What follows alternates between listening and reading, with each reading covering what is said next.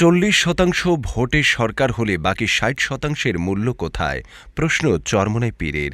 ইসলামী আন্দোলন বাংলাদেশের আমির চরমোনাই পীর মুফতি সৈয়দ মোহাম্মদ রেজাউল করিম বলেছেন, 35-40% ভোট পেয়ে কেউ সরকার গঠন করে, তারপর সংবিধানকে নিজেদের খেলার মাঠ বানায়। এটা চলতে পারে না। 40% ভোটে সরকার হলে বাকি 60% ভোটের মূল্য কোথায়? সোমবার 20 অক্টোবর বিকেলে নোয়াখালী জেলা জামে মসজিদ চত্বরে ইসলামী আন্দোলন বাংলাদেশ নোয়াখালী জেলা শাখার আয়োজনে অনুষ্ঠিত সমাবেশে প্রধান অতিথির বক্তব্যে তিনি এইসব প্রশ্ন করেন। চরমোনাই পীর বলেন, 26 জুলাই আগস্ট বিপ্লবের পর আমরা আশা করছিলাম দেশে সঠিক পথে চলবে, কিন্তু আজকের বাস্তবতায় সে আকাঙ্ক্ষা পূরণ হচ্ছে না। আমরা 5 দফা দাবির মাধ্যমে আন্দোলন শুরু করেছি। 30টি দল ঐক্যমত কমিশনে অংশগ্রহণ করেছে। তার মধ্যে 25টি দল পিআরের পক্ষে মত দিয়েছেন এবং জুলাই সনদের আইনি ভিত্তি দাবি করেছেন।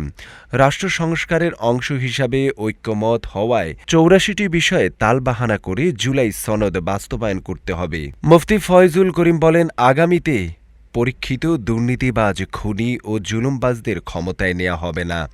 আওয়ামী লীগ নিজেদেরকে দেশের মালিক আর জনগণকে তাদের দাস মনে করেছিল। তাদের অপশাসনের বিরুদ্ধে কথা বললে খুন গুম করেছে। দেশের উন্নয়নের মহাসড়কে আছে জানিয়ে জনগণকে মিথ্যা গল্প শুনিয়েছে। অথচ দেশের কোনো ব্যাংকে টাকা নেই, সব টাকা তারা বিদেশে পাচার করে নিয়েছে। বিদেশি ঋণের চাপে দেশের অগ্রযাত্রা থেমে দিয়েছে। তিনি বলেন, বিগত 16 বৎসরে যারা দেশের অর্থনীতিকে পঙ্গু করে দিয়েছে, দেশের টাকা বিদেশে পাচার করেছে, দেশকে দেউলিয়া করে দিয়েছে এবং সব জুলুম নির্যাতনের রাজত্ব কায়েম করেছিল, সে ফ্যাসিবাদের বিরুদ্ধে সবাইকে কাঁধে কাঁধ মিলিয়ে কল্যাণ রাষ্ট্র প্রতিষ্ঠার কাজ করতে হবে। 71 সালে দেশ স্বাধীন হলেও বিগত সরকারের আমলে আমরা স্বাধীন দেশে ছিলাম পরাধীন। ইসলামী আন্দোলন বাংলাদেশ নোয়াখালী জেলা উত্তরের সভাপতি মাওলানা নজির আহমদের সভাপতিত্বে সমাবেশের উদ্বোধন করেন ইসলামী আন্দোলন বাংলাদেশ নোয়াখালী জেলা দক্ষিণের সভাপতি মাওলানা ইউসুফ ভূঁইয়া।